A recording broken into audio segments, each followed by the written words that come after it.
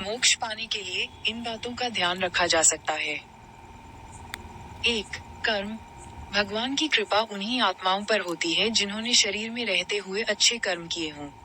भगवान श्री कृष्ण ने गीता में कर्म को सबसे ऊपर बताया है। 2. आत्मसंयम। आत्मसंयम, श्रद्धा, शील और सत्य पर दृढ़ रहना चाहिए। 3. तृष्णा और अहंकार से मुक्ति। तृष्णा और अहंकार से मुक्त होना चाहिए।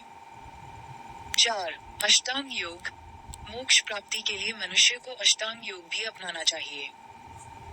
5. श्रीमद् भागवत कथा श्रवण। कलयुग में श्रीमद् भागवत कथा श्रवण को मोक्ष के द्वार का रास्ता माना गया है। 6. एकादशी व्रत। धार्मिक ग्रंथों के अनुसार एकादशी को श्रेष्ठ बताया गया है। एकादशी व्रत करने से जीवन में एकाग्र शक्ति की प्राप्ति होती है।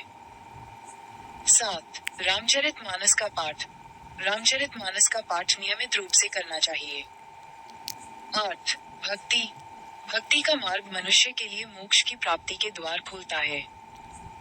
और 9. मरते समय सांसारिक चीजों से मन को दूर रखना चाहिए। मृत्यु के अंतिम क्षणों में ओम का जाप करना चाहिए।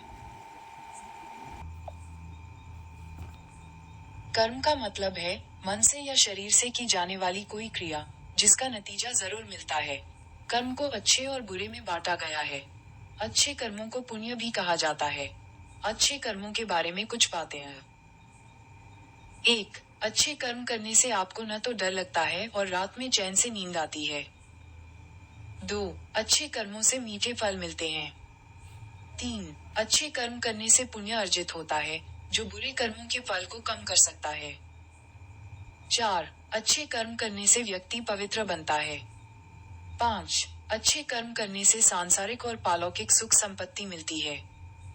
और 6. गीता के मुताबिक जो कर्म निष्काम भाव से ईश्वर के लिए किए जाते हैं, वे बंधन नहीं पैदा करते। वहीं बुरे कर्मों को पाप भी कहा जाता है। बुरे कर्मों से जुड़ी कुछ बातें हैं। बुरे कर्म करने से आत्मा को फल भुगतना पड़ता है, चाहे वह इस जन्म में हो या अगले जन्मों में। बुरे कर्म करने से व्यक्ति को अशांति, पीड़ा और दुर्गति मिलती है।